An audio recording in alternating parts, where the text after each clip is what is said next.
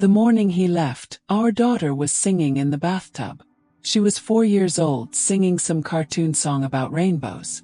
Can still hear it. I was in the bedroom watching him pack his suitcase. Not the small one for business trips. The big one. The one we used for vacations.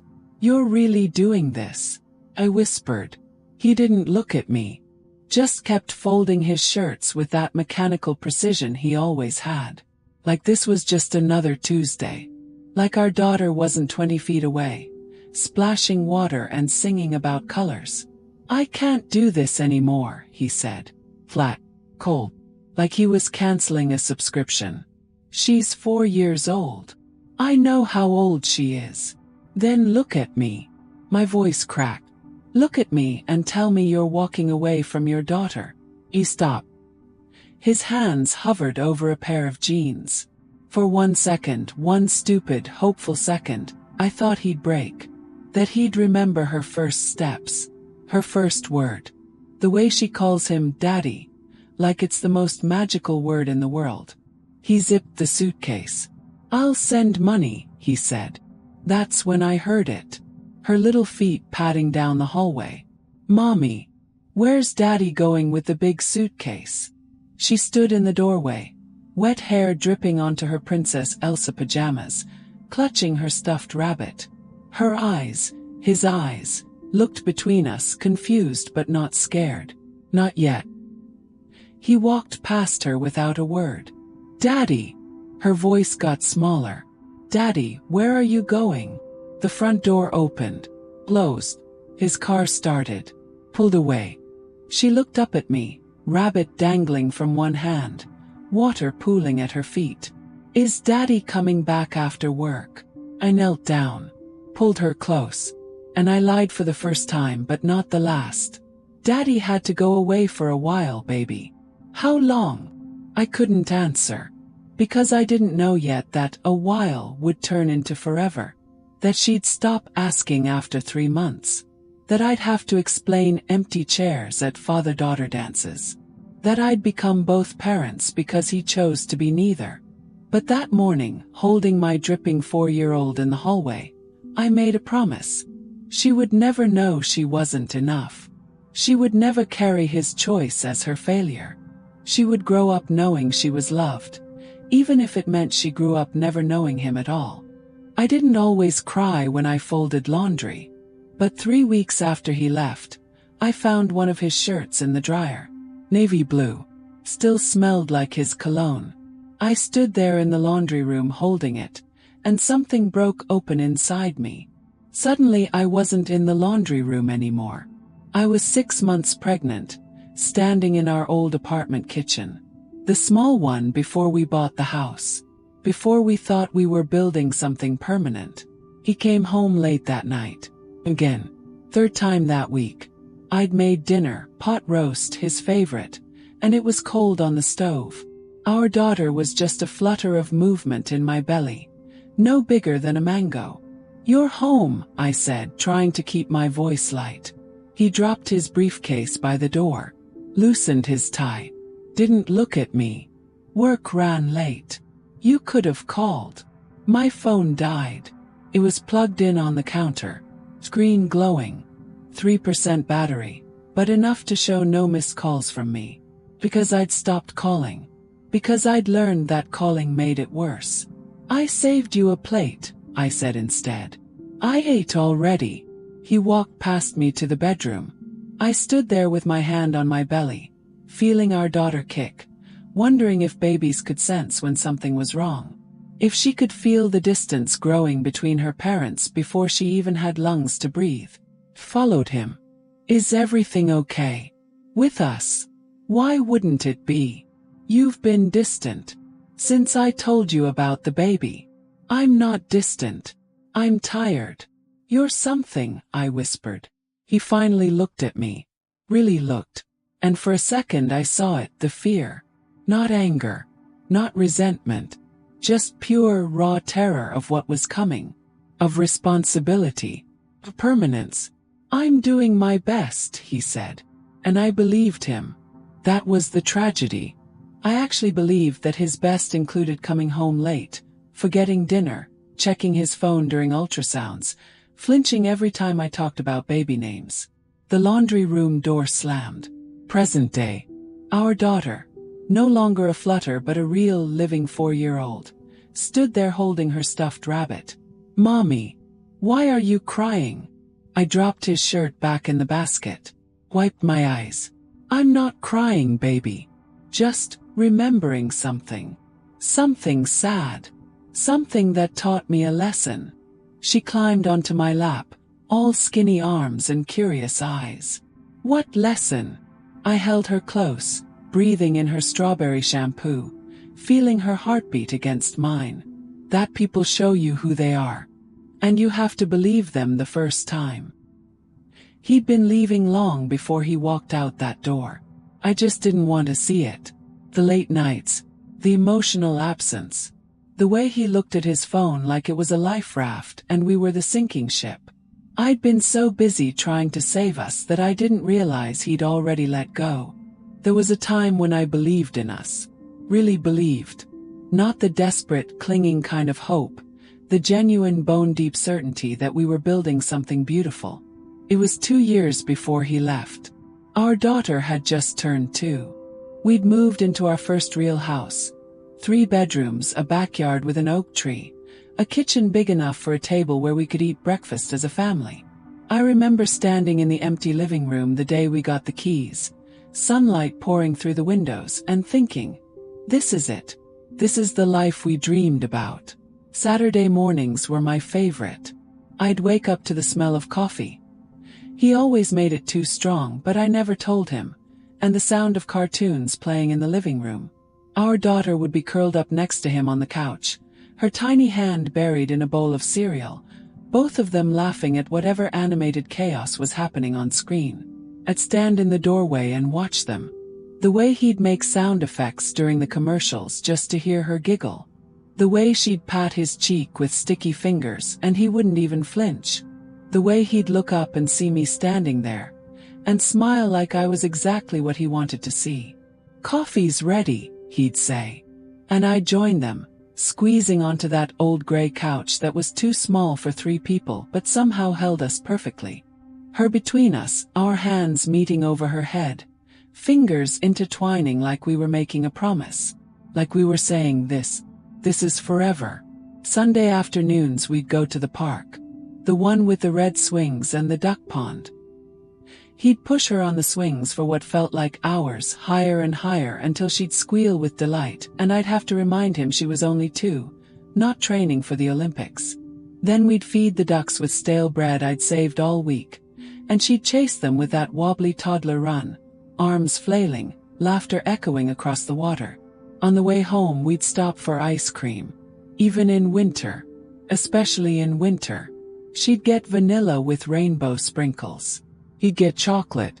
I'd get mint chip, and he'd steal bites when I wasn't looking, then pretend he didn't when I'd catch him. "You have green on your lip," I'd say. "No, I don't. You literally have ice cream on your face." He'd grin. "Prove it." And our daughter would giggle from the back seat, sticky and happy, singing songs she'd made up that didn't make any sense. And we'd drive home with the windows down, even when it was cold, because she liked the way the wind felt on her face. Tuesday nights were pasta nights. I'd make spaghetti, nothing fancy, just sauce from a jar and ground beef. And we'd eat at that kitchen table we'd picked out together. The one I'd wanted because it was solid oak, the kind that would last decades. The kind we'd pass down to our kids. After dinner, he'd give her a bath while I cleaned up. I'd hear them through the walls. Her splashing. Him making up stories about rubber duckies who went on adventures. Her asking him to do the voices again. Him never saying no. Then we'd put her to bed together. I'd read the story, always 2 books, she'd negotiate for 3. And he'd tuck her in, making sure her stuffed rabbit was positioned exactly right, because she was particular about these things even at 2. "Night-night, Daddy," she'd whisper, already half asleep. "Night-night, baby girl," he'd whisper back, kissing her forehead. And we'd stand in the doorway for a moment, watching her breathe, watching her chest rise and fall, marveling at the fact that we'd made this perfect little human together. Those were the nights I thought we were invincible. Those were the nights I thought love was enough. Those were the nights before I learned that you can do everything right and still watch it all fall apart. Because 2 years later, he'd walk out that door with a suitcase. And all those Saturday mornings, Sunday afternoons, Tuesday nights, all those small, perfect moments I'd built my entire world on, would become ghosts that haunted our empty house. Memories of a man who chose to become a stranger to the daughter who once looked at him like he hung the moon. I didn't know then that I was living in the before, that I should have held on tighter, taken more pictures, memorized the sound of his laugh. But maybe it's better I didn't know, because those moments were real, and for a little while they were ours. The signs were there for months. I just didn't want to see them. The phone calls that stopped mid-sentence when I walked into the room. The way he'd angle his screen away from me when I passed his desk. The late nights at work that smelled like perfume instead of spreadsheets. The distance in his eyes when he kissed me goodnight, if he kissed me at all. I told myself I was being paranoid, hormonal, stressed from taking care of a 4-year-old while working part-time. I told myself that marriages go through phases, that this was normal. It wasn't normal. It was 3 months before he left that I found the first real evidence. Not the phone. Not the receipts. Something worse. He'd stopped wearing his wedding ring. "Where's your ring?" asked one Tuesday morning. He was pouring coffee. Didn't look up. "What? Your wedding ring? You're not wearing it." "Oh." He touched his bare finger like he'd just noticed. Must have left it by the sink. It wasn't by the sink. Checked the bathroom, the bedroom, his car, his gym bag. It wasn't anywhere. That night I asked again, "Did you find your ring?" "Yeah. It's in my jacket pocket." The band was irritating my skin. Wait. I checked his jacket. Me. 2 weeks later I found it. Not in a jacket. Not by a sink. In the very back of his sock drawer. Buried under winter scarves we never used. Hidden. He didn't lose it. He took it off. On purpose. And he hid it. "Why is your ring in your sock drawer?" Asked him directly. Controlled. He looked at me like I was the one being unreasonable. "I told you the band was bothering me. For 2 weeks. I forgot to put it back on. You forgot you're married." His jaw tightened. "Don't be dramatic. Don't be dramatic." That's what he always said when I asked questions he didn't want to answer. When I pointed out things he wanted me to ignore. When I refused to be quiet about the ways he was disappearing. A month later, our daughter asked why Daddy didn't eat dinner with us anymore. "He's working late, baby," I told her. But he wasn't working. I'd called his office once.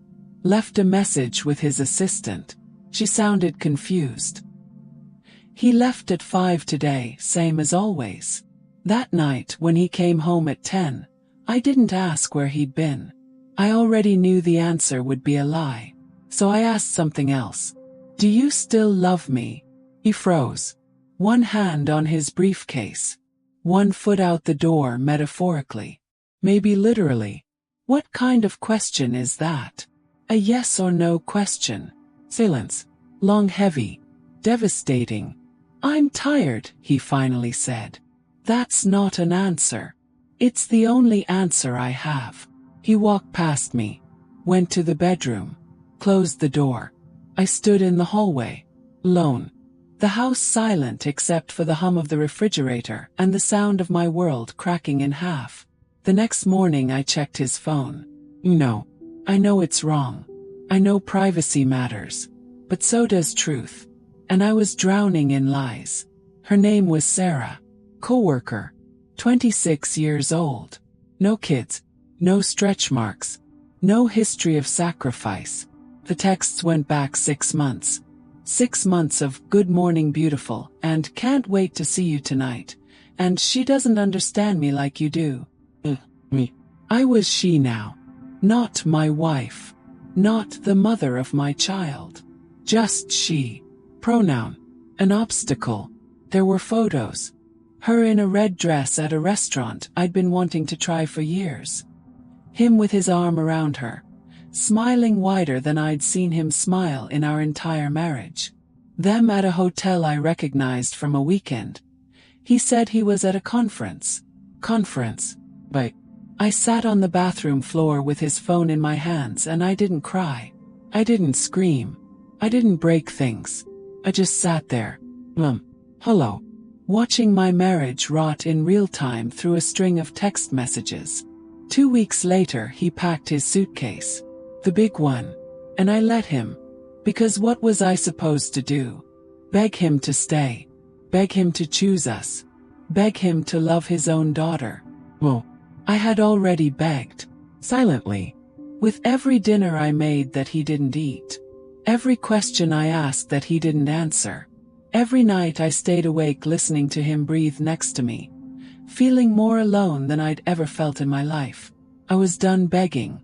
So when he walked out that door, when our daughter stood crying in her Princess Elsa pajamas asking why Daddy was leaving, when he drove away without looking back, I didn't chase him. Closed the door. Locked it. And I made a choice. He wanted to leave. Fine.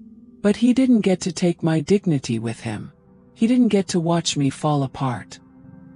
He didn't get the satisfaction of knowing he broke me. Because I wasn't broken. I was betrayed. Humiliated. Abandoned. But I wasn't broken. Not yet. The first week after he left, I pretended everything was fine. I woke up. Made breakfast. Got our daughter dressed. Dropped her off at daycare with a smile that felt like it might crack my face in half. Went to my part-time job at the dental office. Picked her up. Made dinner. Did bath time. Read stories. Tucked her in. Normal. Routine. Fine. Except I couldn't afford daycare anymore.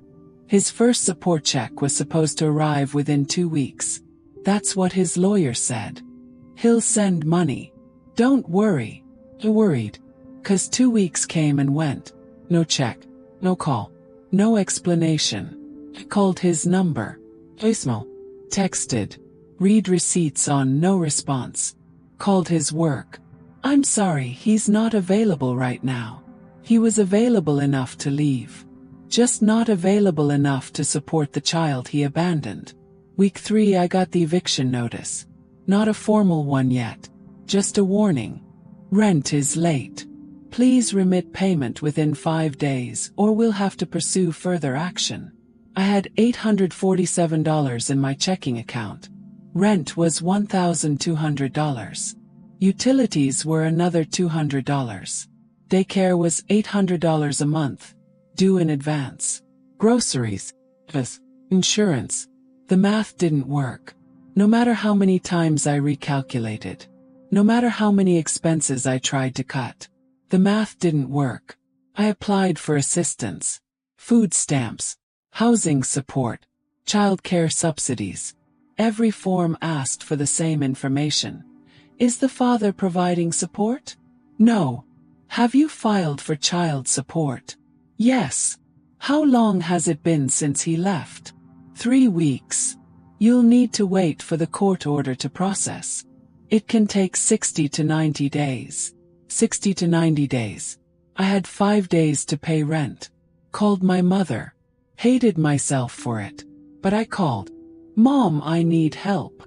Silence on the other end. Then, I told you he was unreliable. Didn't I tell you? Mom, you should have listened. Now you're stuck with a kid and no husband.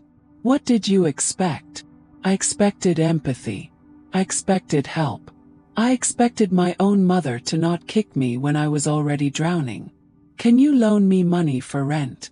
Just this month. I'll pay you back. We're on a fixed income, honey. We can't afford to bail you out every time you make poor choices. Poor choices. Like loving someone. Like believing vows meant something. Like thinking the father of my child would actually be a father. Please. I'm sorry. We just can't. She hung up. I sat on my kitchen floor. The kitchen floor in the house I was about to lose. And I let myself cry. Just for 5 minutes. Then I got up. I pawned my engagement ring. The one he'd proposed with on that beach in Florida. Sunset and promises and forever. The jeweler barely looked at it. Best I can do is $300. It's worth $2,000. Retail maybe. Resale, it's worth what I'm willing to pay. I took the $300. I sold our TV. Our nice one, the 55-inch we'd bought for movie nights that would never happen again. Got $150 on Craigslist. The guy who bought it looked at me with pity when he saw the empty living room behind me. Rough times, he asked. Something like that. I picked up extra shifts at the dental office. Night cleaning after hours. $12 an hour. 4 hours a night, 5 nights a week. That's $240 a week. Almost $1,000 a month. Except I couldn't afford a babysitter. So I brought my daughter with me. 4 years old, sleeping on a blanket in the break room while I scrubbed toilets and mopped floors and emptied trash in the building where I used to only work the front desk. She woke up once, confused. Mommy, why are we here? Mommy has to work, baby. Go back to sleep. I want to go home. Soon. I promise. She cried. Not loud, just soft whimpering. And I kept mopping because if I went to her I'd break. And I couldn't break. Not yet. I applied for 12 different jobs. Better paying. Full-time. Benefits. Rejection. Rejection. We've decided to move forward with other candidates. Rejection. One interview went well. Really well. Office manager position. $45,000 a year. Health insurance. Retirement matching. You're perfect for this role, the hiring manager said. But I have to ask, do you have reliable childcare? This position requires some overtime. Yes, I lied. Very reliable. Great. We'll be in touch. They were. Unfortunately, we've decided to go with someone with more availability. Translation: someone without a kid. Week 6. Still no support check. I called his lawyer again. My client is experiencing financial difficulties. He'll send payment as soon as he's able. He has a legal obligation. I understand. We're working on it. Working on it. He was working on it. While I was working 3 jobs, rationing groceries, and letting my daughter sleep on a break room floor. I saw him once. The grocery store. Completely by accident. I was in the cereal aisle, buying the cheapest brand, calculating whether I could afford milk or if we'd eat it dry. And there he was. Cart full of name brand everything. Expensive beer. Hey. Fresh flowers. Flowers. He saw me. Eyes met. For just a second I saw something. Guilt. Shame. Regret. Then he turned his cart around and walked away. Didn't say hello. Didn't ask about his daughter. Didn't acknowledge that the woman he'd promised forever to was now deciding between milk and cereal. He just left. Again. I stood there shaking. Rage boiling in my chest. I wanted to chase him. Scream at him. Throw his expensive groceries on the floor and demand he explain how he could afford flowers but not child support. But I didn't. Because our daughter was sitting in my cart, watching me with those wide, worried eyes. Mommy, are you okay? I wasn't okay. I was drowning, failing, falling apart one unpaid bill at a time. But I smiled. I'm fine, baby. Let's go home. I bought the cereal, skipped the milk. That night, I fed her dry cereal for dinner and told her we were having a crunchy cereal party. And it was special. She believed me. Because 4-year-olds believe their mothers. And I sat on my bed after she fell asleep, staring at a pile of bills I couldn't pay. And I realized something. I wasn't going to survive this with dignity. I wasn't going to smile through it. I wasn't going to pretend it was fine. I was going to claw my way through. Slowly, desperate, furious. But I was going to survive. Not for me. For her. 3 months after he left, I stopped pretending. I stopped smiling at strangers. Stopped saying I'm fine when people asked how I was doing. Stopped believing things would get better. The eviction notice came. The real one this time. 30 days to vacate. I'd been paying partial rent. Whatever I could scrape together. $400 one month. $600 the next. The landlord had been patient. More patient than he had to be. But patience has limits. I'm sorry, he said when he handed me the notice. And he actually looked sorry. I have a mortgage to pay. I can't keep doing this. I understand, I told him. 'Cause I did. This wasn't his fault. This was mine for believing a man who'd already shown me he was a liar. 30 days to find a new place. Except I couldn't afford any place. Every apartment I called wanted first month, last month, and security deposit. That's $3,600 minimum. I had $127 in my checking account. I looked at shelters. Made phone calls. Most had waiting lists. Months long. One had space but didn't allow children over 3. Your daughter is 4, the woman on the phone said. Yes. I'm sorry. We can't accommodate families with school-age children. She's 4. She doesn't go to school yet. Our policy states. Hung up. I asked friends if we could stay with them. Just for a few weeks. Until I figure something out. They had excuses. All valid. All true. All variations of, I'm so sorry but, small apartment. Roommate wouldn't approve. Going through their own stuff. Landlord doesn't allow additional occupants. No one wanted to take in a desperate woman and her daughter. I don't blame them.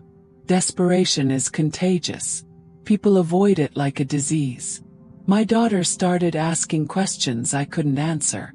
Why are we putting things in boxes? We're going on an adventure, baby. Where? I'm not sure yet. Is Daddy coming? No, honey. Just us. When can I see Daddy? Never. He hasn't called. Hasn't texted. Hasn't sent a single dollar. He's erased you like you never existed. I don't know, sweetheart. She cried herself to sleep that night. And I sat on the floor of her almost empty room, surrounded by boxes of our life falling apart, and I felt something inside me crack. Not break. Not yet. Just crack. Like ice over a frozen lake, waiting for one more step to shatter completely. The next morning I couldn't get out of bed. Didn't want to. Couldn't. My body felt like it weighed 1,000 pounds. My chest hurt. Breathing hurt. Existing hurt. My daughter shook my shoulder. Mommy, we need breakfast. In a minute, baby. You said that last time. Had I? What time was it? Morning. Afternoon. Did it matter? Mommy, I'm hungry. Forced myself up. Legs like concrete. Vision blurry. Made it to the kitchen. Opened the cabinet. One box of crackers. Half empty. I gave her crackers for breakfast. Again. She didn't complain. She'd learned not to. That's what broke me. Not the eviction. Not the poverty. Not the abandonment. The fact that my 4-year-old daughter had learned not to complain when her mother fed her crackers for breakfast because there was nothing else. I locked myself in the bathroom and I screamed into a towel. Silent, throat-shredding screams that no one could hear. Screams of rage and grief and defeat. I thought about calling him. Begging. Please. Please help us. Please send money. Please remember you have a daughter who needs you. But I knew he wouldn't answer. And even if he did, he wouldn't care. He'd already chosen. He chose the woman with no stretch marks. The life with no responsibility. The version of himself that got to walk away. I thought about giving up. Really giving up. What would happen if I just stopped? If I let them evict us? If I let the state take her? She'd go to foster care. Maybe get adopted by a family who could actually feed her real meals. Who had money and stability and 2 parents.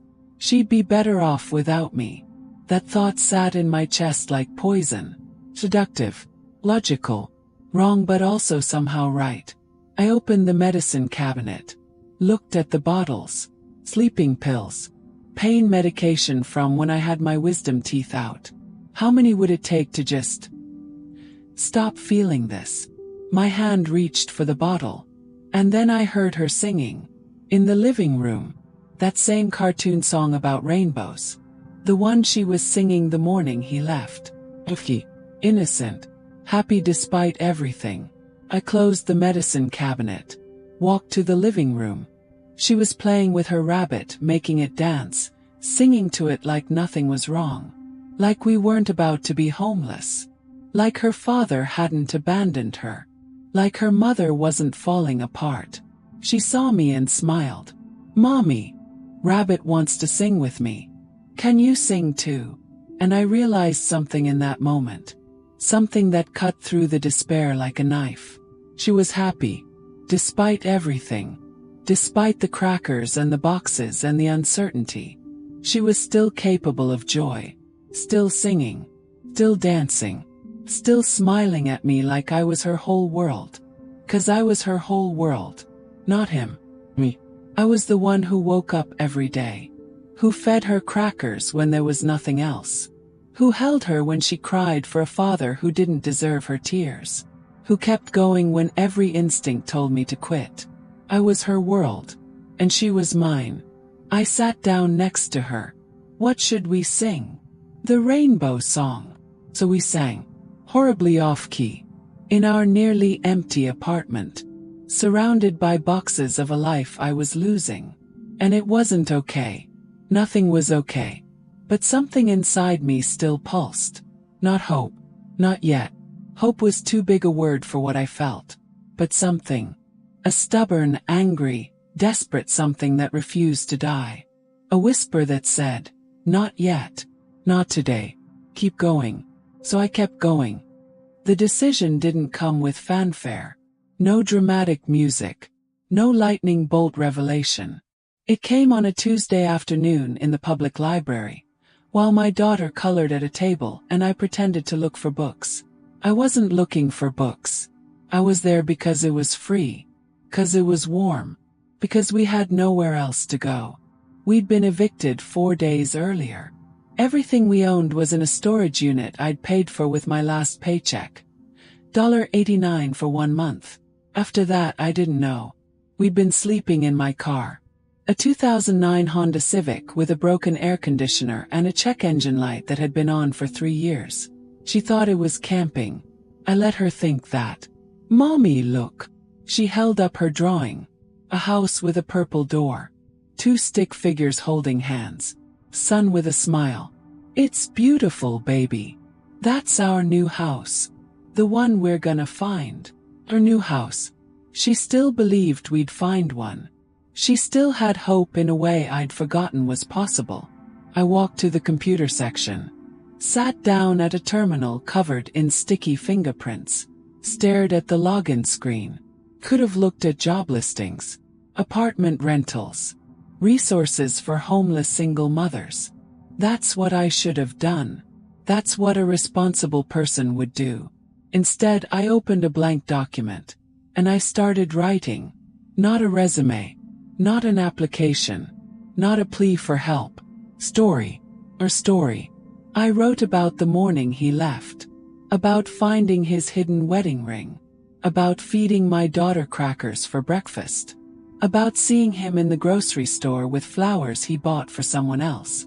I wrote about the eviction notice. The rejection letters. The medicine cabinet moment when I almost gave up. I wrote about my daughter singing the rainbow song while I fell apart. My fingers flew across the keyboard. I didn't plan it. Didn't outline it. Didn't think about whether anyone would read it or care or understand. I just wrote. An hour passed. Then 2. My daughter came over, rested her head on my arm. What are you writing, Mommy? A letter. To who? I looked at the screen. Thousands of words. Only. True. To myself, I said. To remember. Remember what? That we survived. That night in the car, after she fell asleep in the back seat wrapped in her favorite blanket, I pulled out my phone.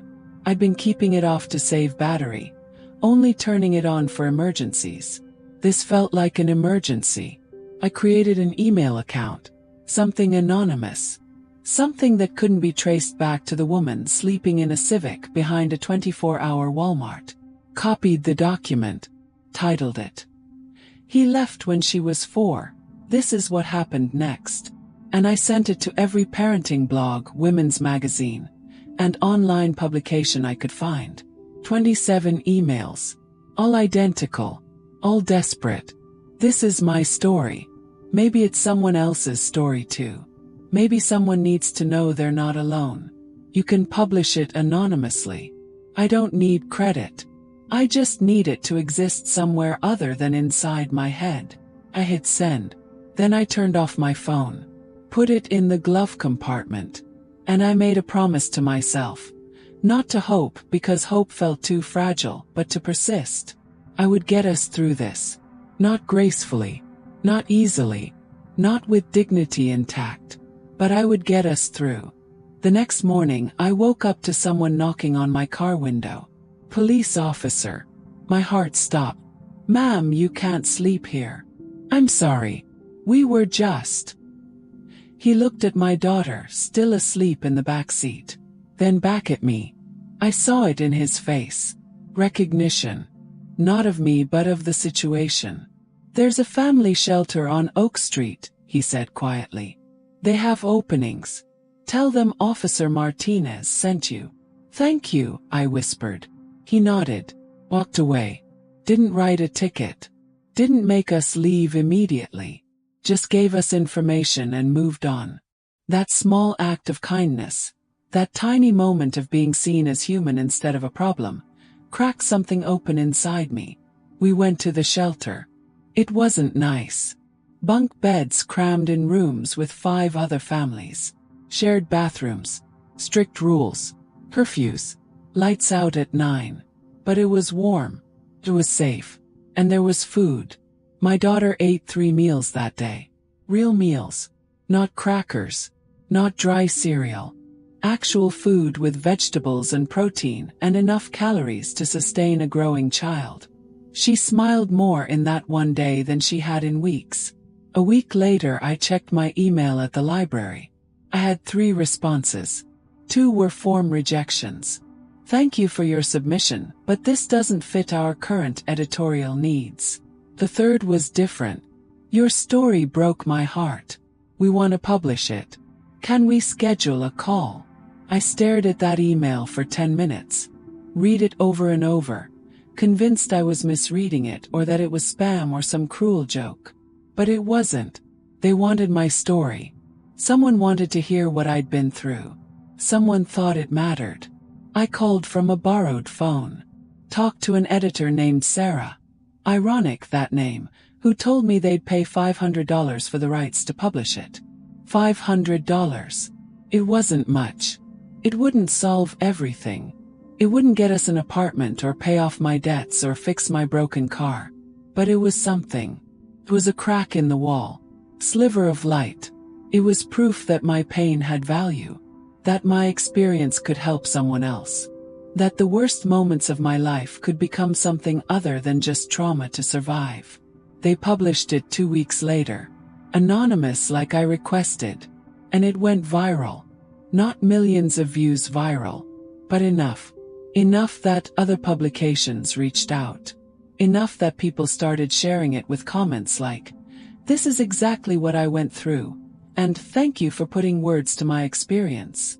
Enough that I got 6 more writing offers. Small ones. Blog posts. Personal essays. All about motherhood and survival and starting over. $200 here. $300 there. One paid $800. I wrote at night after my daughter fell asleep. On library computers. On my phone with the brightness turned down to save battery. In notebooks I bought from the dollar store. I wrote about being abandoned. About poverty.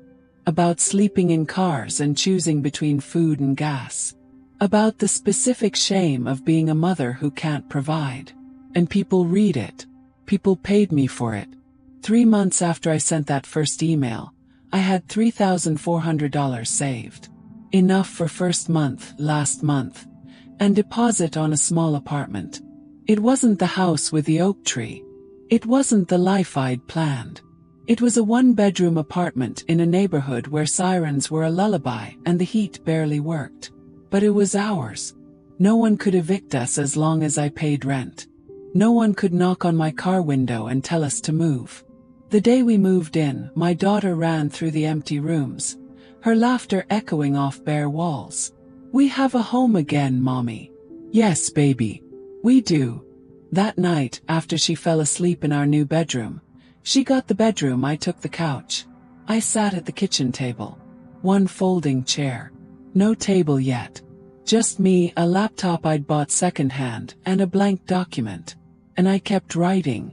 Because that's what had saved us. Not luck. Not charity. Not him finally deciding to help. Words. My story. My refusal to let what happened to us disappear into silence. I found my turning point. Not when he left. Not when we lost everything. But when I decided our story mattered. When I chose to transform pain into purpose. When I stopped waiting to be rescued and started rescuing myself. 6 months after the turning point, everything changed. Not all at once. Not dramatically. But in small, steady increments that added up to a life I barely recognized. Month 1, I got a desk. Second-hand from Facebook Marketplace. Scratched wood, wobbly leg I fixed with a folded piece of cardboard. But it was mine. A place to write that wasn't a car hood or library computer. My daughter helped me set it up in the corner of our apartment. "Your office, Mommy," she said. Office. Like I was professional. Like I was legitimate. Month 2. First regular client. A parenting website that wanted 3 essays a month at $250 each. $750 monthly. Reliable. I cried when they sent the contract.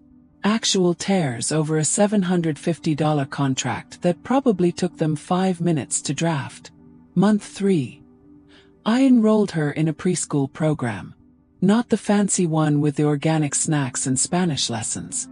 The subsidized community center one with plastic toys and fluorescent lighting. But she loved it. Made friends. Came home singing songs I didn't teach her. Started calling me Mommy. Less desperately, more casually. Like a kid who felt secure enough to be independent. Month 4. We bought furniture. Real furniture. A bed for her. Not the air mattress she'd been sleeping on. Couch for me, not the folding chair. A kitchen table. Not eating dinner sitting cross-legged on the floor. Small victories that felt enormous. Month 5. I landed a freelance contract with a major publication. $2,500 for a long-form piece about single motherhood. They wanted my byline. My real name. Not anonymous anymore. I stared at that email for an hour. "We'd love to feature your voice." My voice. Like it mattered. Like people wanted to hear it. Month 6. The child support finally came through. Court ordered. Garnished from his wages. $800 a month. Not much. Not nearly enough to make up for abandoning his daughter. But it was something. Proof that he couldn't just walk away consequence-free. I didn't thank him. Didn't reach out. Just deposited the checks and added them to the account labeled, Her Future. The pace quickened. Every week brought something new. A writing award. Local. But it came with $500 and validation I didn't realize I needed. An invitation to speak on a podcast about resilience. Me. Speaking about resilience. Like I was an expert on surviving instead of just someone still figuring it out. A book agent reached out. "Have you considered expanding your essays into a memoir?" I hadn't. But suddenly I was. More clients. More income. More stability. I paid off the storage unit fees. Retrieved our boxes. Unpacked our lives. I bought my daughter new clothes. Not thrift store. not hand-me-downs. With tags still on them. Why are we getting so many things, she asked. 'Cause we can, baby. Because we can. Year 2 was faster. Harper. Clearer. Book deal. Advance of $40,000. I read that number 7 times. $40,000 for my story. For the worst year of my life transformed into words. I hired a financial advisor. Opened a savings account. A retirement account. College fund. Paid my taxes. Filed as head of household. Claimed every deduction I deserved. I got health insurance. Dental insurance. Life insurance. All the adult things I'd been too broken to think about. I took my daughter to the doctor for a checkup. Not an emergency, just preventive care. The nurse asked routine questions. Any concerns about her development? No, I said. And I meant it. She was thriving. Despite everything. Maybe because of everything. We went on vacation. Nothing extravagant. A weekend at the beach. 2 nights in a hotel with a pool. But she'd never stayed in a hotel before. Never seen the ocean except in pictures. She ran into the waves fully clothed, laughing so hard she hiccuped. Mommy, look. Look at the water. And I looked. I watched my daughter play in the ocean. And I realized we'd made it. We'd actually made it. Not back to where we were before. Somewhere different. Somewhere better. Because before, I'd relied on someone else for stability. I'd built my life on a foundation I didn't control. Now everything I had I'd built myself. Every piece of furniture. Every dollar in savings. Every opportunity. Not because someone gave it to me. 'Cause I fought for it. Bled for it. Refused to quit even when quitting felt like mercy. I enrolled in an online business course. Started thinking bigger. Not just surviving. Thriving. Pitched a TEDx talk. Got accepted. Stood on a red dot in front of 300 strangers and told them about sleeping in my car. About crackers for breakfast. About the medicine cabinet moment. About the choice to keep going. Talk went viral. Not internet viral. But TED viral. 200,000 views. Then 500,000. Then 1 million. Comments flooded in. This is my story. Thank you for sharing. You gave me hope when I had none. My inbox filled with messages from other single mothers. Other abandoned wives. Other women sleeping in cars, feeding their kids crackers. Standing in front of medicine cabinets wondering if it's worth it. Is it worth it? They asked. And I answered every single one the same way. Yes, keep going. I promise you, keep going. 'Cause I was living proof. I was the after. The happy ending that didn't feel like an ending at all. More like a beginning I'd earned the hard way. Year 3, I bought a house. Not the house with the oak tree. That one belonged to someone else now. Belonged to the past. This house was smaller. 1 story. Modest yard. But it had 3 bedrooms. 1 for her, 1 for me, 1 for the office I'd always dreamed of. Purple door. She insisted on purple. Like in my drawing, Mommy. Remember? The one I made at the library. I remembered. The stick figures. The smiling sun. The hope of a 4-year-old who believed her mother when she said everything would be okay. Moving day, she ran through the empty rooms just like she had in our tiny apartment. But her laugh sounded different. Lighter. Freer. We did it, Mommy. Yeah, baby. We did. That night, after she fell asleep in her new bedroom, I stood in my new office. My desk, a real one now, solid wood, no wobbly legs, sat beneath a window overlooking our yard. I opened my laptop, started a new document, and I kept writing. Because that's what had rebuilt us. Not luck. Not time. Not him finally doing the bare minimum. Work. My work. The words I'd refused to let die even when everything else was falling apart. The reconstruction wasn't instant. Wasn't magic. Wasn't easy. But it was mine. Built one word, $1, one small victory at a time until the small victories weren't small anymore. Until we weren't just surviving. We were thriving. She was 7 years old when the email came. 7 years old. 2nd grade. Missing 2 front teeth.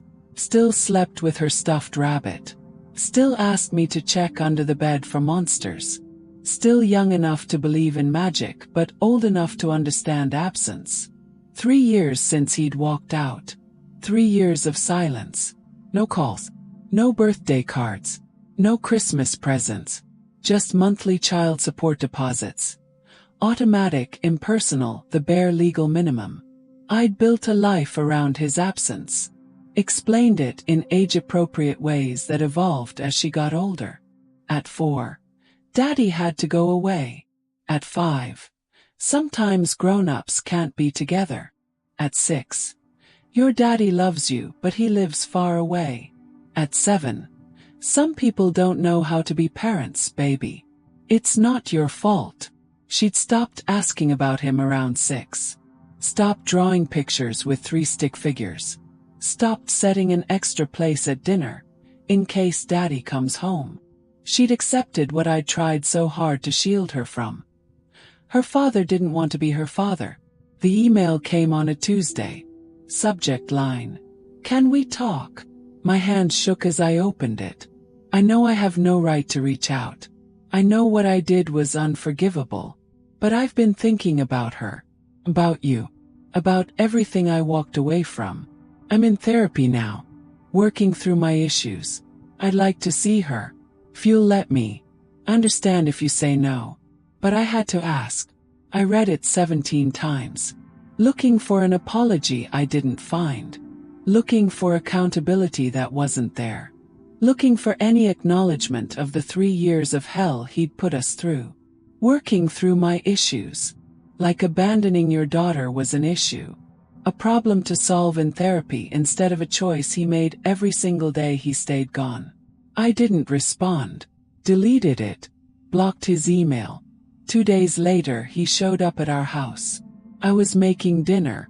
Pasta, still our Tuesday tradition. She was at the kitchen table doing homework, tongue sticking out in concentration the way it always did when she was focused. The doorbell rang. "I'll get it." She jumped up, excited. We didn't get many visitors. "Wait," I started to say, but she was already at the door, pulling it open. And there he was. Older. Grayer. Smaller somehow, like guilt had physically diminished him. She stared at him. No recognition. Why would there be?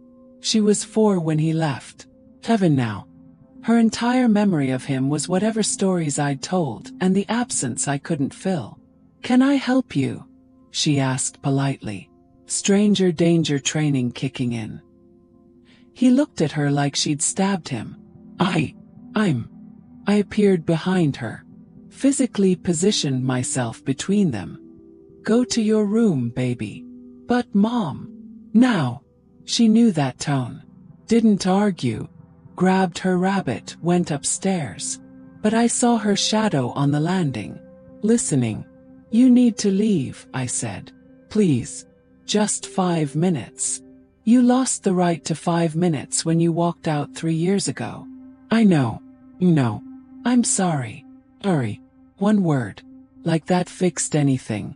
Like sorry could erase crackers for breakfast and sleeping in cars and medicine cabinet moments. "You don't get to do this," I said.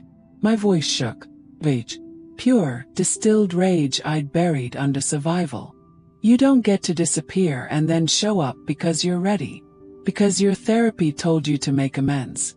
She's not your redemption arc. She's a child. My child. The one you abandoned." "Our child," he said quietly. "No." I stepped forward. "You don't get that word. You get to be the sperm donor who sends checks. You don't get to be our anything. I want to be in her life." "Why?" "So you can walk away again when it gets hard. So you can teach her that people who love her will leave. I'm different now." "Good for you. We're different too. We're better without you." That landed. I saw it hit him. Saw the truth of it register. Can I at least talk to her? Just once? Absolutely not. I have rights. Rights. I laughed. Bitter. Dark. You have what the court says you have.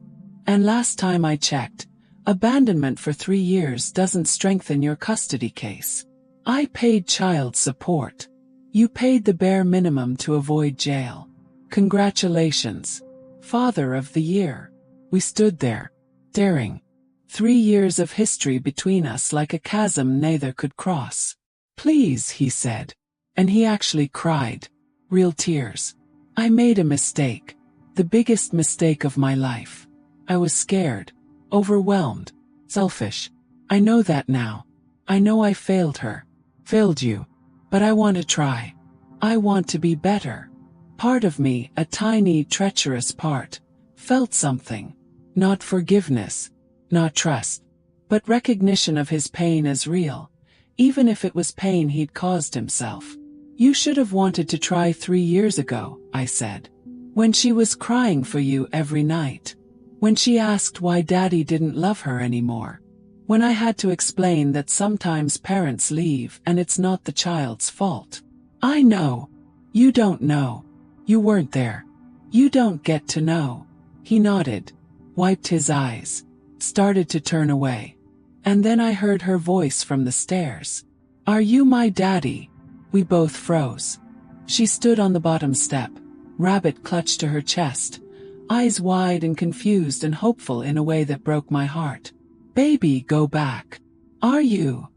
She asked him directly. He looked at me. Permission I didn't want to give. Permission I couldn't refuse her. Yes, he said. I am. She studied him.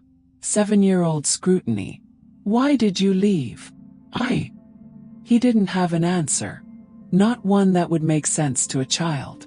Not one that made sense to anyone. Did I do something wrong? No. He knelt down. Level. No, sweetheart. You didn't do anything wrong. I did. I made terrible choices. And I'm sorry. Do you want to be my daddy again? The question hung in the air. Loaded. Impossible. Yes, he said. If you'll let me. If your mom will let me. She looked at me. My fierce, resilient, too wise for 7 daughter.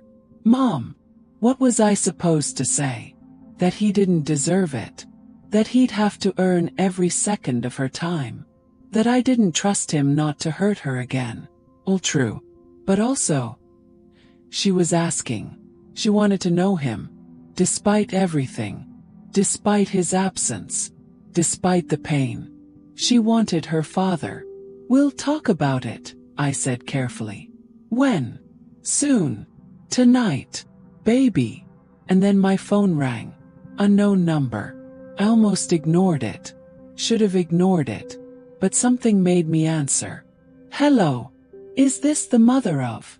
The voice rattled off my daughter's full name. Yes. Who is this? I'm calling from County Memorial Hospital. We have a patient here who listed you as an emergency contact. Your mother. She's been in an accident. The world tilted. My mother. The one who'd refused to help when we needed her most. The one who'd called my abandonment poor choices. Is she okay? You'll need to come to the hospital. It's serious. Hung up. Looked at my daughter. Him.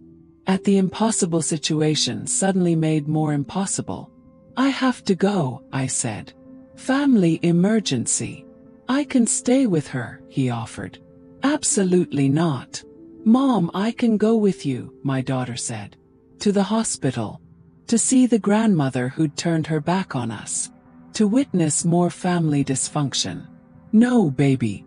You stay here. I'll call Mrs. Patterson. Let me stay, he said. Please. Just an hour. 2 at most. I won't. I'll just sit with her. Watch a movie. I won't overstep. I promise. Every instinct screamed no. But I was out of options. Mrs. Patterson was out of town. My other friends were working.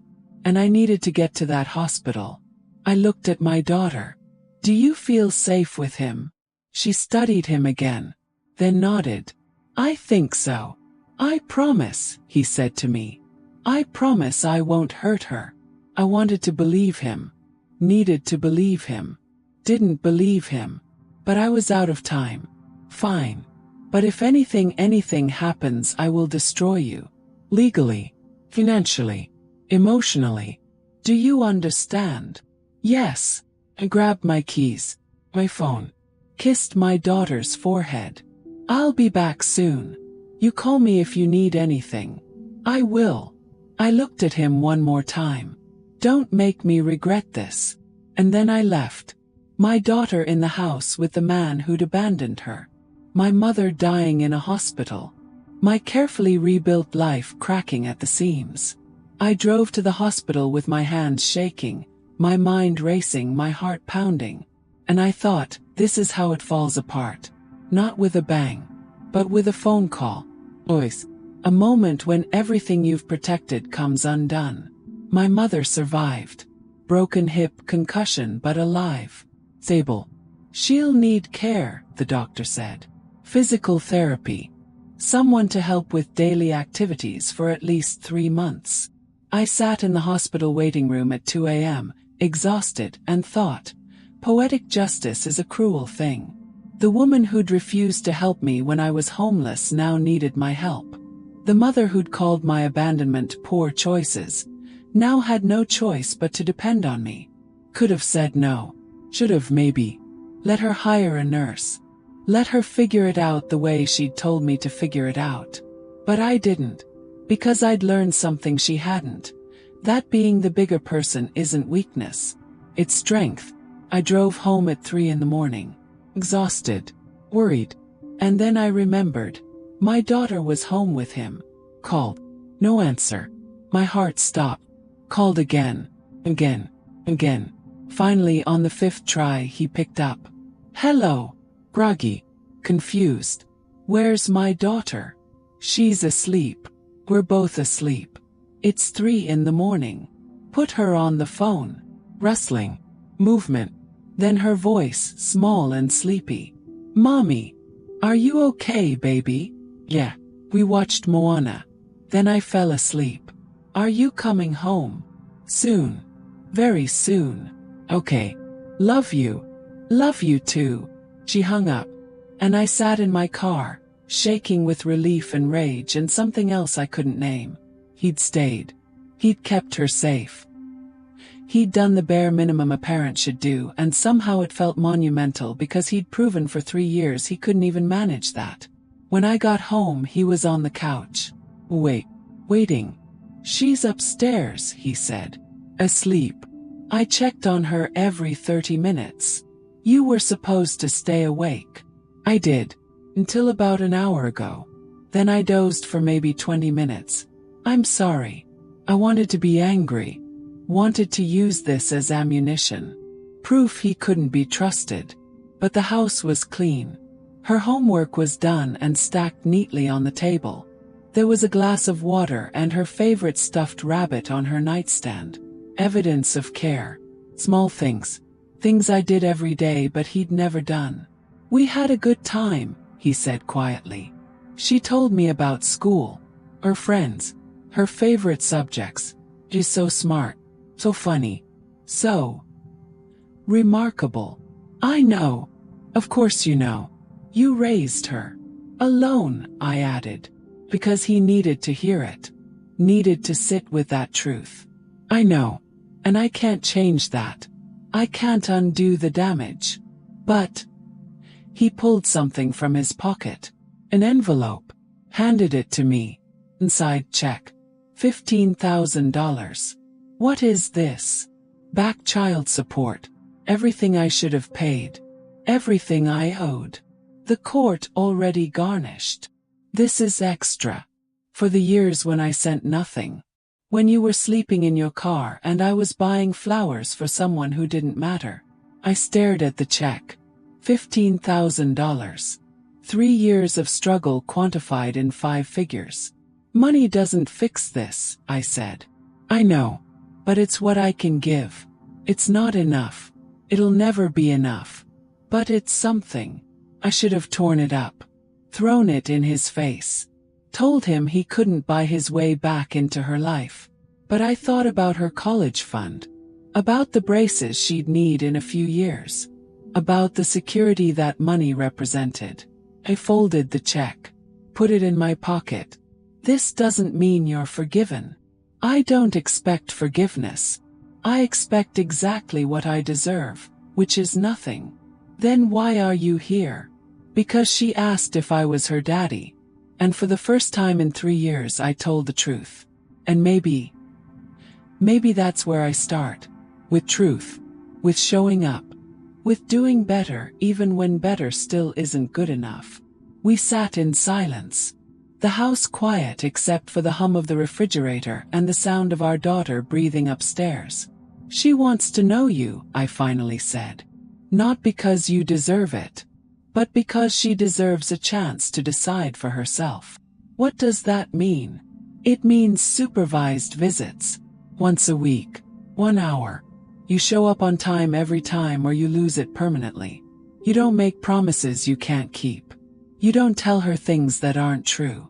And the second you hurt her again, you're done. Forever. Do you understand? Yes. Say it. If I hurt her again, I'm done forever. And you will live with that choice for the rest of your life, knowing you failed her twice. He nodded. Tears in his eyes. Thank you. Don't thank me. Prove it. Prove you're capable of being the father you should have been from the start. He left. And I sat alone in my living room, holding a $15,000 check from a man who'd cost me so much more than money. But here's what he didn't know. What he couldn't know. While he'd been gone, playing house with his girlfriend, working through his issues in therapy, I'd built a life. Not just survived, thrived. My book had sold 50,000 copies. A bestseller in its category. Movie rights optioned. Speaking engagements booked a year in advance. I'd taken the worst thing that ever happened to me and turned it into a platform. Into purpose. Into proof that women don't need men to save them. They need men to get out of the way so they can save themselves. His girlfriend. The one he left us for. She left him. 6 months after we moved out. Left him for someone younger, richer, more exciting. Gave him a taste of his own medicine. His job. He lost it. Downsized. Had to take a position 2 levels below what he'd had. Smaller salary. No prestige. His reputation. Destroyed. 'Cause my story went viral. And while I never used his name, people who knew us knew. They connected the dots. Whispered at parties. Uninvited him from events. Looked at him with the same disgust I'd felt for 3 years.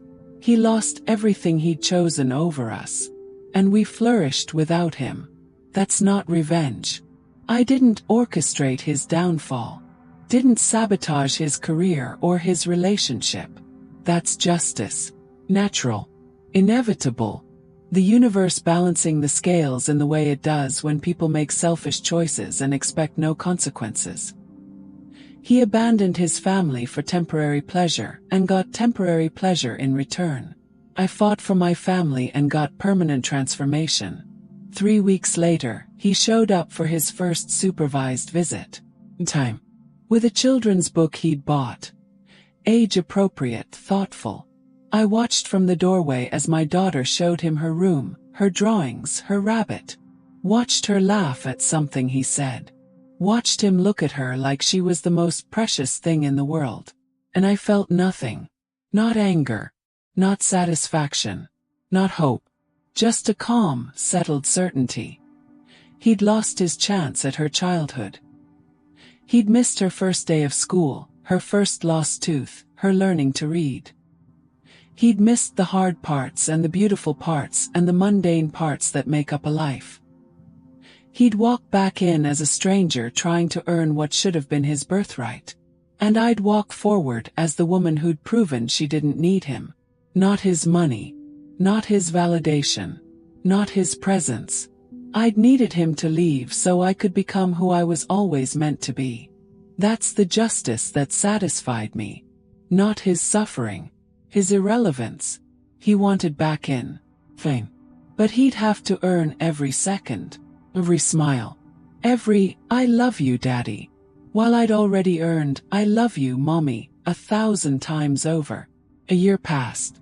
Then another. He showed up every week. Every single week. 1 hour turned into 2. 2 turned into Saturday afternoons.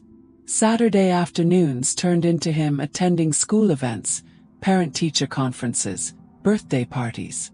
He was consistent, patient, present in a way he'd never been before. My daughter started calling him Dad instead of the man who left or my father. She hugged him goodbye, drew pictures of 3 stick figures again, her, me, him, told her friends about things they did together. She forgave him. Children have that gift, the ability to forgive without keeping score, to love without condition, to move forward without dragging the past behind them like chains.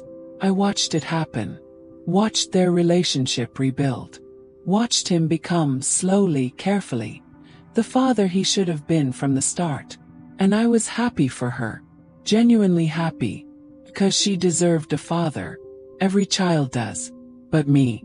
Forgiveness lived somewhere I couldn't reach yet. Until one evening, 3 years after he'd walked back into our lives. We were at her school play. She was playing a tree in the 4th grade production of The Wizard of Oz. Not the lead. Not even a speaking role. Just a tree. But she was so proud. So excited. We sat together. Me, him, my mother, recovered now, humbled, trying in her own broken way to rebuild what she destroyed. A fractured family pretending to be whole for the sake of a 9-year-old tree. The play was terrible. Delightfully terrible in the way only elementary school plays can be. Kids forgot lines. Someone's costume fell apart.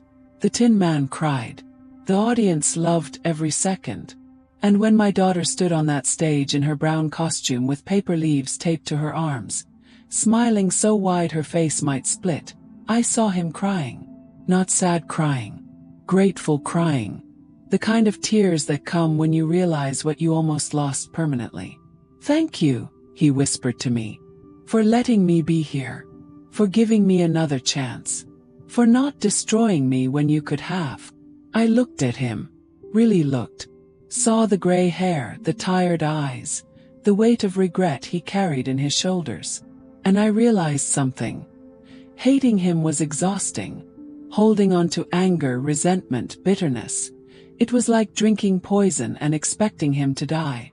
It kept me tethered to the worst version of my life, to the woman I was when he left, to the pain I'd worked so hard to transcend.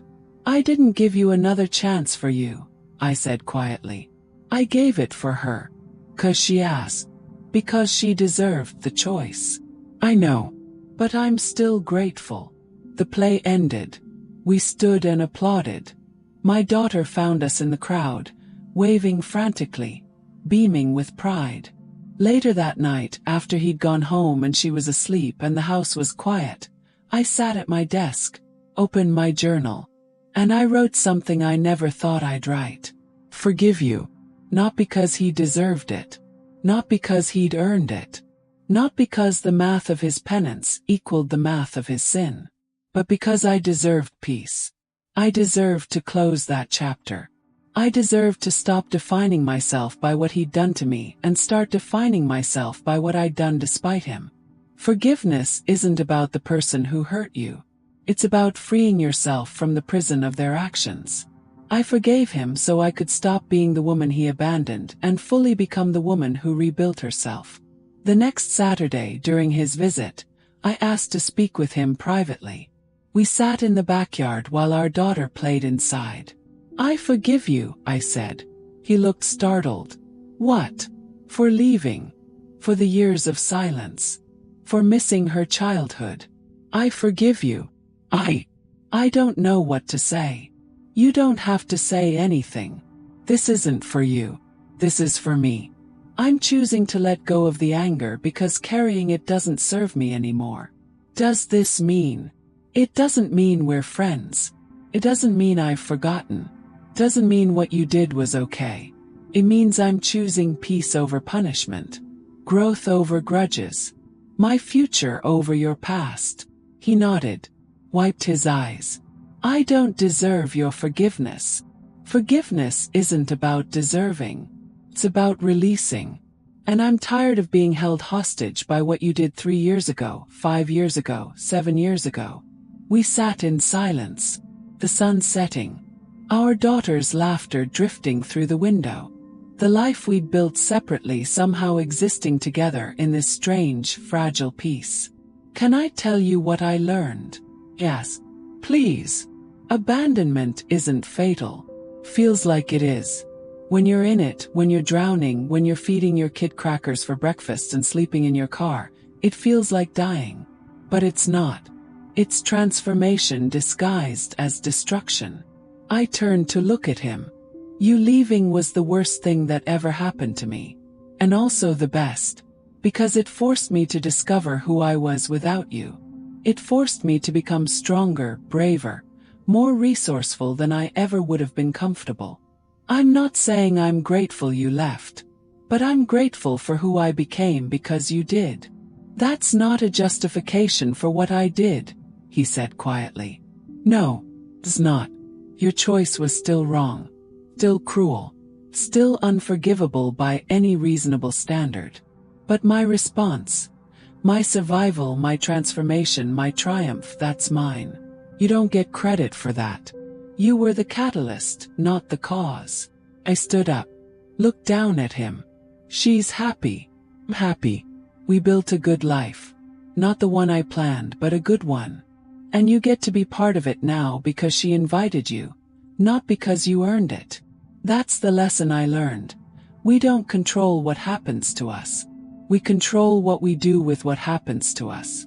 And I chose to turn pain into purpose, trauma into testimony, abandonment into empowerment. You could have chosen differently. You could have stayed and worked through your fear. You could have gotten help when you felt overwhelmed. You could have been the father and husband we needed. But you chose wrong.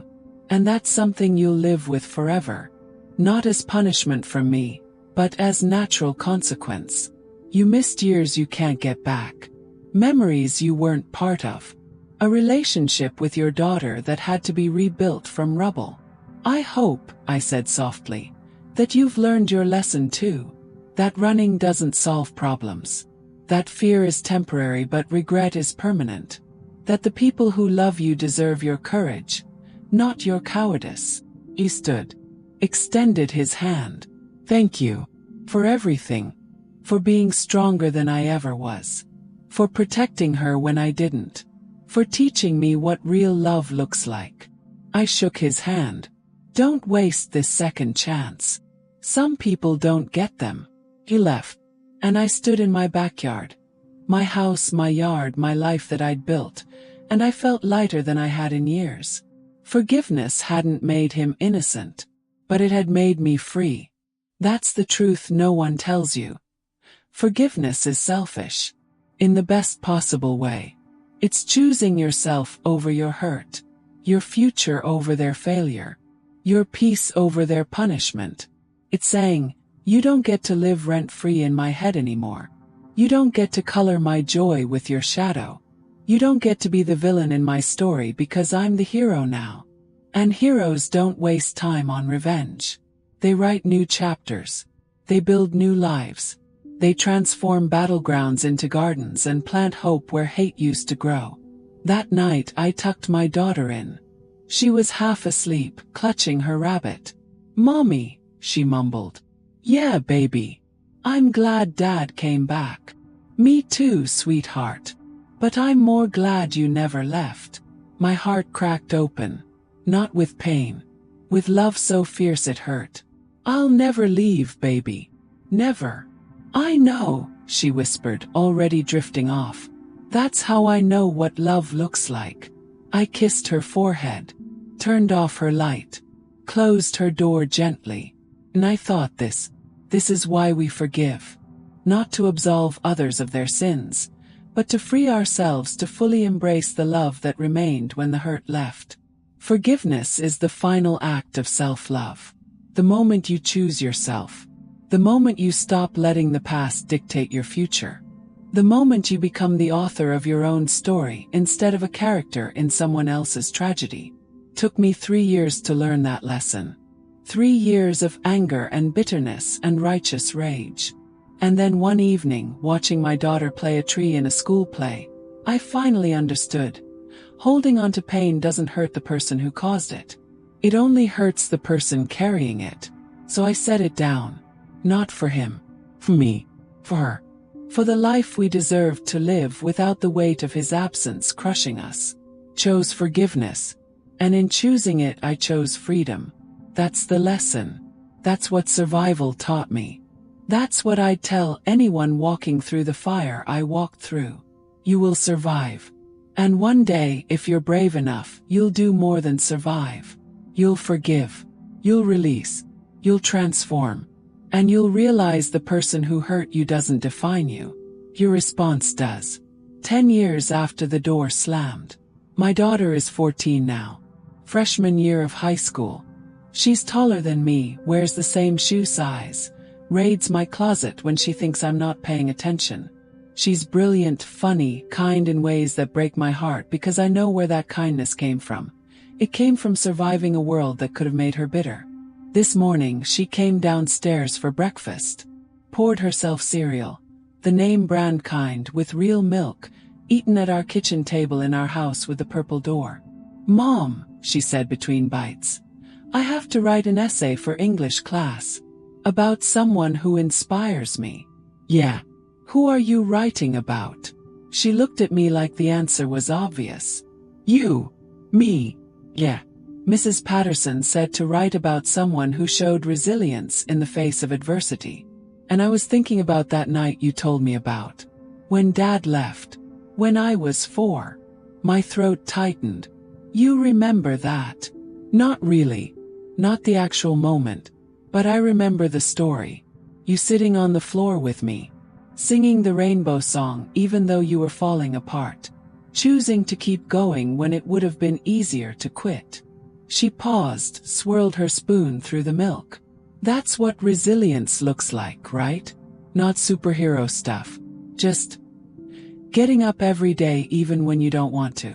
Making breakfast when there's barely any food. Tucking your kid in and promising it'll be okay when you don't know if it will. I couldn't speak. Could barely breathe. This child, this young woman, she understood. So, you're the strongest person I know, Mom.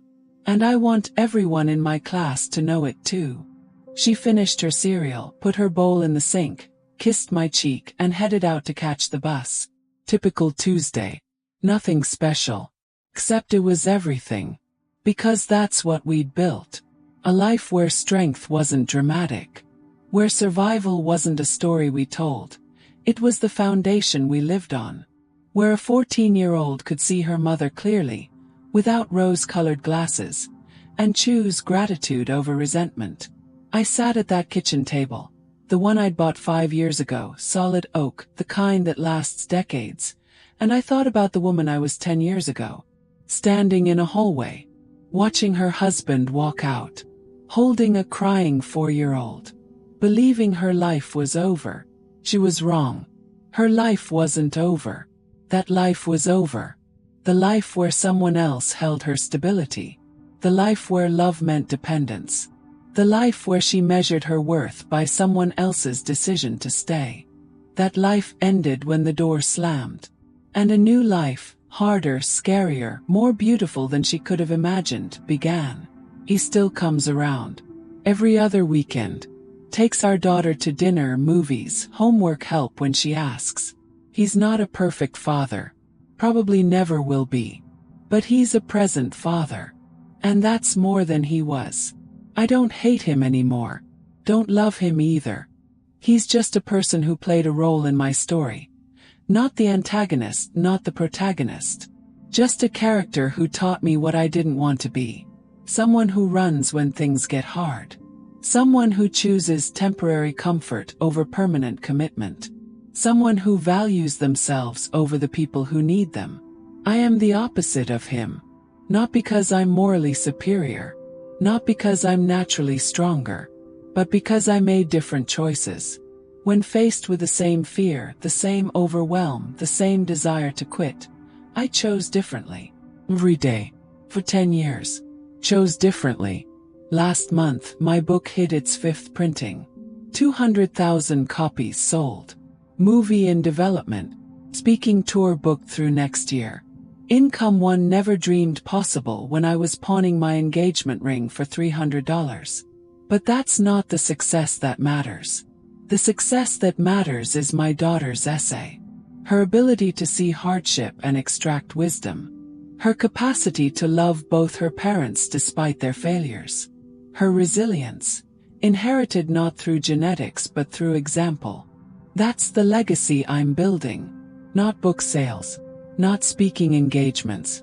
Not houses with purple doors. A daughter who knows what real love looks like. What real strength looks like. What it means to choose yourself when the world gives you permission to give up. That's the story I wanted to tell. Not just minors. Every woman who's been left. Every mother who's fed her kids crackers for breakfast. Every person who stood in front of a medicine cabinet and chosen life over surrender. This is your story too. Maybe not the specifics. Maybe your abandonment looked different. Maybe it wasn't a husband. Maybe it was a parent, a friend, a dream you had to release. Maybe you didn't sleep in a car, but you've known hunger, hopelessness, the specific despair of being strong when you don't want to be. You know this story because you've lived versions of it. And if you're reading this, if you've made it this far, you survived it too. So let me ask you something. What would you tell the version of yourself from 10 years ago? The one who thought the pain would never end. The one who believed they'd never be whole again. The one who couldn't see past the next day, let alone the next decade. What would you tell them? Would you tell them it gets better? That's not quite right. Doesn't just get better. You get better. You become someone who makes it better. Would you tell them to hold on? But more than that, you'd tell them to transform. To take the worst thing that ever happened and alchemize it into purpose. Would you tell them they're stronger than they know? Absolutely. 'Cause they are. You are. Here's what I know after 10 years. Pain is not fatal. Abandonment is not identity. Survival is not the ceiling, it's the floor. What you build on top of it is up to you. Some people will walk away. Let them. Their absence creates space for people who know how to stay. For you to learn how to stay for yourself. Forgiveness is optional, but bitterness is expensive. Costs you your peace, your joy, your future. Choose wisely. Your children are watching. Not just what you do, but how you do it. Not just whether you survive, but how you transform. Teach them resilience by embodying it. The best revenge is evolution. Becoming so fully yourself that their absence becomes irrelevant. Thriving not to spite them but because you deserve to. And here's what I want you to remember. You are reading this because you need to hear it. Because somewhere in your life, past, present, or future, there's a door slamming. There's abandonment. There's a moment when you have to choose. Will I let this define me? Or will I let this refine me? Choose refinement. Choose transformation. Choose the hard, beautiful work of rebuilding yourself into someone you're proud to be. I want to hear from you. In the comments. In your own journals. In conversations with people you trust. What did you survive that you didn't think you would? What door slammed in your life? And who did you become because of it? Because your story matters. Your survival matters. Your transformation matters. Not just to you. To every person who comes after you, wondering if they'll make it through their own darkness. You're the proof they will. I'm the proof you will. We're all proof that endings are just beginnings in disguise. 10 years ago, my husband left when our daughter was 4. She never knew him because she grew up without a father who stayed, but with a mother who refused to quit. Today, she's writing an essay about resilience. About me. About us. About what it means to survive beautifully. That's not the ending I planned. It's better. Because I didn't just survive. I evolved. And if you're still here, still reading, still breathing, so did you. So tell me, what will you do with your evolution? What will you build with your survival? Who will you inspire with your story? The world is waiting, not for your perfection, for your truth, for your messy, beautiful, hard-earned wisdom. Share it, own it, live it. That's how we heal. Not alone. Together. One story at a time. One choice at a time. One moment of refusing to quit at a time. Thank you for being here. For listening. For surviving. For becoming. Your story isn't over. It's just beginning.